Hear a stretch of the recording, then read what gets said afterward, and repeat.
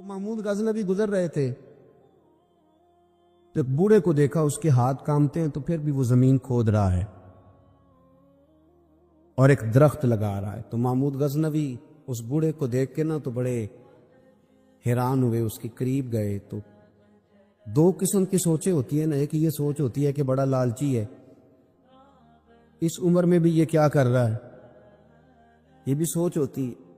اور ایک سوچ یہ ہوتی ہے کہ یار کتنا بھلا آدمی ہے، دیکھو اب بھی محنت کر کے گزر رہا ہے. سوچ ہی ہے نا، منفی کر لیں یا مثبت کر لیں. تو محمود غزنوی آگے بڑھے اور آگے بڑھ کے تو آپ اس بوڑھے سے کہنے لگے کہ بابا یہ کیا کر رہے ہو؟ تو کہنے لگے میں درخت لگا رہا ہوں.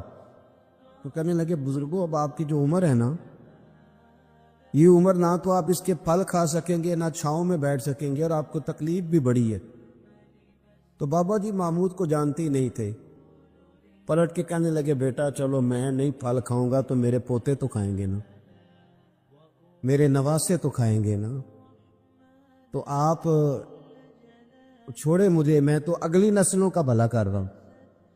اب یہ سوچ ہماری بڑی کم ہوتی، یہ بڑی کم سوچ ہوتی، پوتے کھائیں گے نواسے کھائیں گے.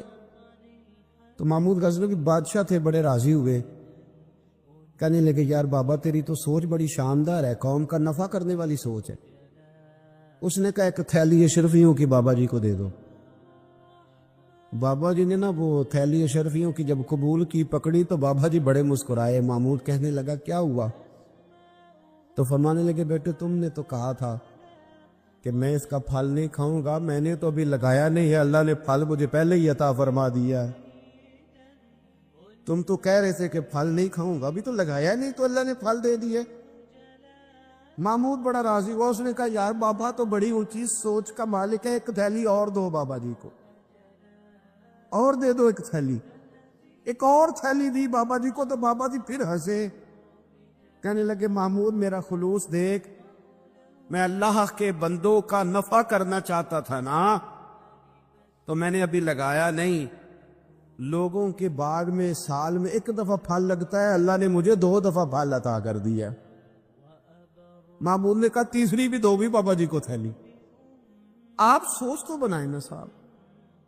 ہم یہ سمجھتے ہیں کہ شاید یہ محدود ہو جائے گا، میں کسی کے بچے کو پڑھا دوں گا تو شاید وہ میرے بچے کا نصیب لے اڑے گا، میں کسی کو کچھ دے دوں گا تو شاید وہ ادھر سے آ کے تو ہمارا کام خراب کر جائے.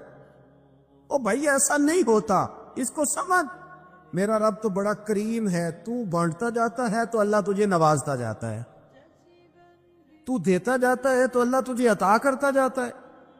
آپ یہ ذہن بنائیں، کسی کا فائدہ کرنے کا، کسی کا نفع کرنے کا، کسی کو کچھ دے ڈالنے، کسی کے اوپر رحمت کی برکھا برسانے کا آپ ارادہ کریں، اللہ تبارک و تعالیٰ آپ کو نواز دے گا.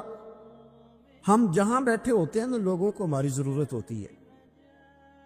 حضرت عبداللہ ابن عمر رضی اللہ تعالیٰ عنہ نے 100 دینار الگ کر کے رکھا ہوا تھا، پورا 100 دینار، بہت بڑے پیسے ہوتے تھے اس زمانے میں. تو آپ کے بچے کہتے کہ ابا جی یہ پیسے سائڈ پہ کیوں رکھے ہوئے ہیں؟ تو فرماتے پتر یہ میں نے لوگوں کو ادھار دینے کے لیے رکھے ہوئے. خاصی مشکل بات نہیں کر دی میں نے، ہماری تو دکانوں پہ لکھا ہوا ہے ادھار بند ہے، موٹا کر کے لکھا ہوا ہے ادھار بند ہے، یعنی نقد والے آ جاؤ، ادھار والے بالکل نہ آنا.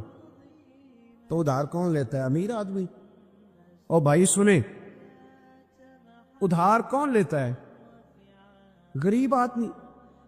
اور ہمارا کیا حال ہے کہ ہم کہتے ہیں بھئی وہ یہ نہیں کہہ رہا کہ مجھے بھیک دے دو، وہ کہہ رہا یار ذرا مہربانی کرو.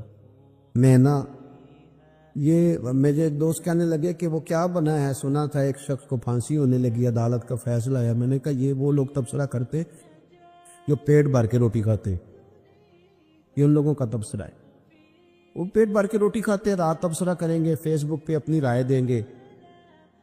لیکن جو آدمی آدھا کلو گھی صبح فیکٹری جانے سے پہلے گھر دے گیا تھا وہ جب رات کو آتا ہے تو اس کی بیوی ڈرتے ہوئے اسے یہ نہیں کہتی کہ وہ عدالت کے فیصلے کا کیا بنا ہے، اس کی بیوی تو اس کو کہتی ہے کہ وہ جو آپ گھی لائے تھے وہ ختم ہو گیا. اور سویرے بچوں نے جب سکول جانا ہے تو پراٹھے بنانے کے لیے میرے پاس گھی کوئی نہیں. یقیناً آپ کو تکلیف ہوگی تو اب کرنا کیا ہے؟ تو میرے بھائی ان کو کہاں تبصرہ یاد رہتا ہے کہ آج نئی بات کیا ہوئی ہے تو کوئی نئی خبر سناؤ کہ اور پھر سناؤ کہ کوئی نمی تازی. یہ باتیں تو ان کو یاد رہتی ہیں جو پیٹ بھر کے کھاتے، جن کو پھر کوئی فکر نہیں. ان لوگوں کے یہ کام ہے، وہ کریں گے سیاسی تبصرے.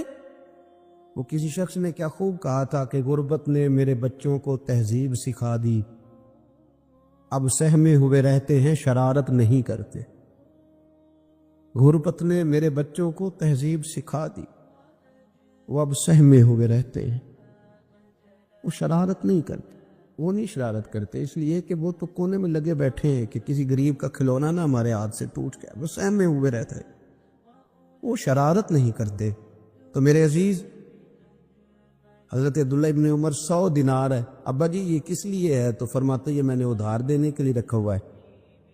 حضور کیا مطلب؟ فرمایا میرے نبی پاک علیہ السلام نے فرمایا ہے کہ کسی بندے کو تم نے اگر قرض لینا ہو نا تو وہ غریب ہو تو اس پر تم آسانی کرنا، اور جتنے پیسے تم نے لینے ہوئے اگر وہ تنگ دست ہو تو آسانی کرنا. فرمایا جتنے پیسے تم نے لینے ہوئے جتنے دن گزر گئے اللہ روزانہ اتنے پیسے صدقہ کرنے کا تمہیں ثواب عطا فرمائے گا. تو میں نے یہ غریبوں کی مدد کے لیے رکھے ہوئے ہیں. کوئی غریب لے جاتا ہے اپنا کام چلا لیتا ہے، پھر وہ واپس کر دیتا ہے تو میں کسی نئے کو دے دیتا ہوں، تو اپنا کام چلا لیتا ہے. یارو ہاں کچھ لوگ ایسے ہوتے ہیں جن کے جنازوں پہ لوگ آ کے بتاتے ہیں، جنازوں پہ آ کے بتاتے ہیں کہ جب میری بیٹی کی شادی تھی تو یہ بابا رات کی تنہائی میں آیا تھا. جنازوں میں آ کے لوگ بتاتے ہیں کہ ہاں فلانی سردیوں میں جب میرے کپڑے میرے پاس موجود نہیں تھے تو یہ آیا تھا مجھے جوڑا دینے.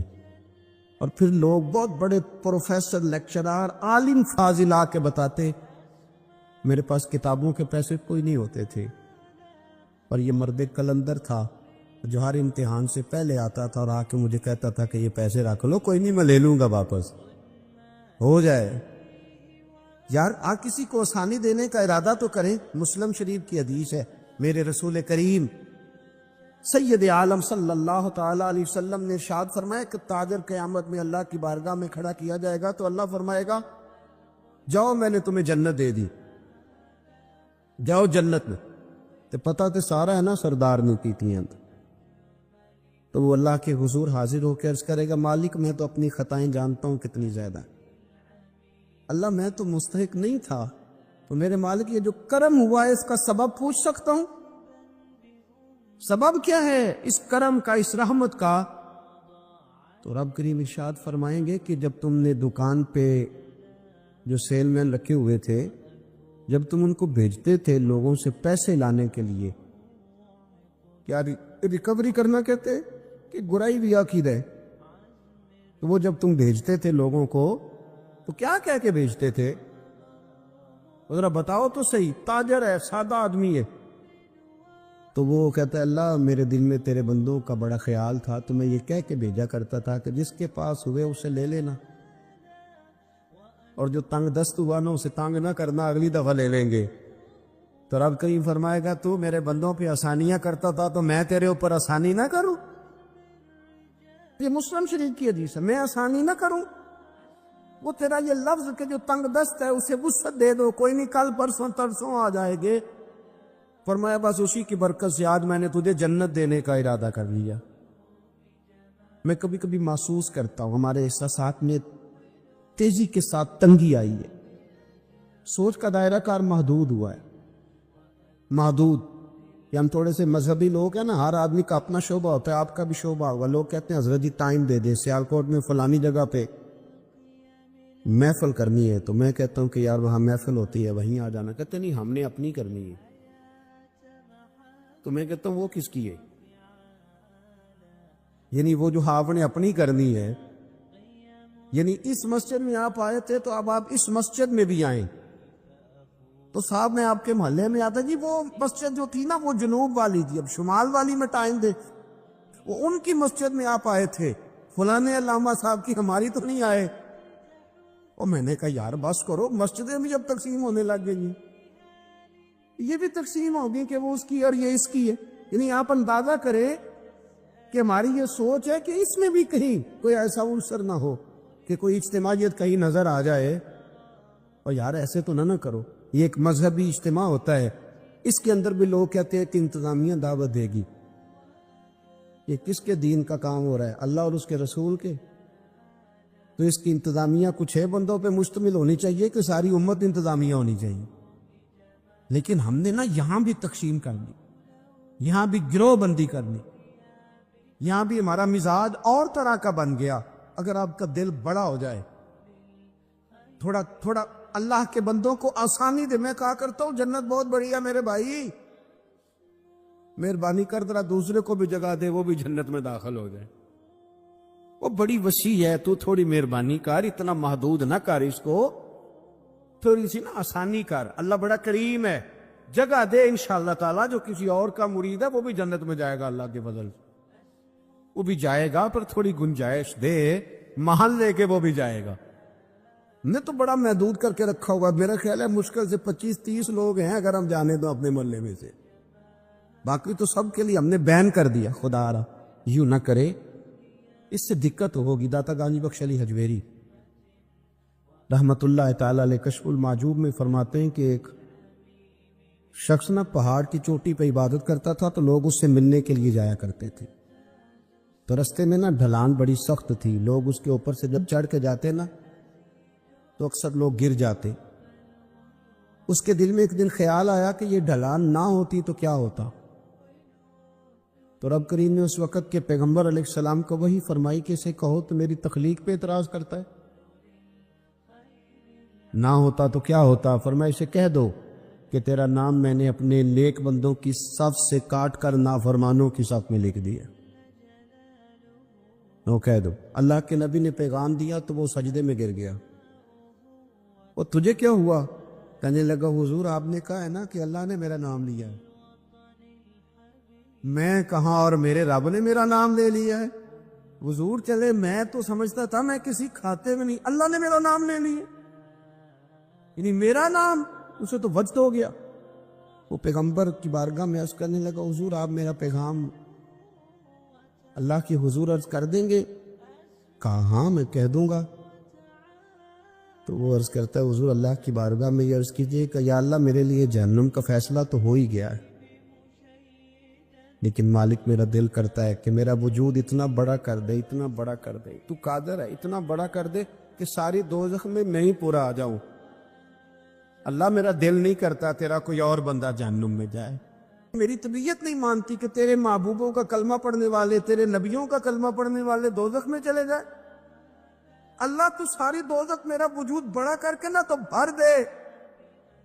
آواز قدرت آئی, نبی سے فرما دیجئے کہ یہ اگر میرے بندوں سے اتنا پیار کرتا ہے تو میں اس سے پیار نہ کروں. اسے کہہ دیجئے اس کے گناہ بھی بخش دیے, اسے ولیوں میں بھی شامل کر لیا, اور قیامت میں یہ جس کی سفارش کرے گا اللہ سب کو جنت عطا کر دے گا.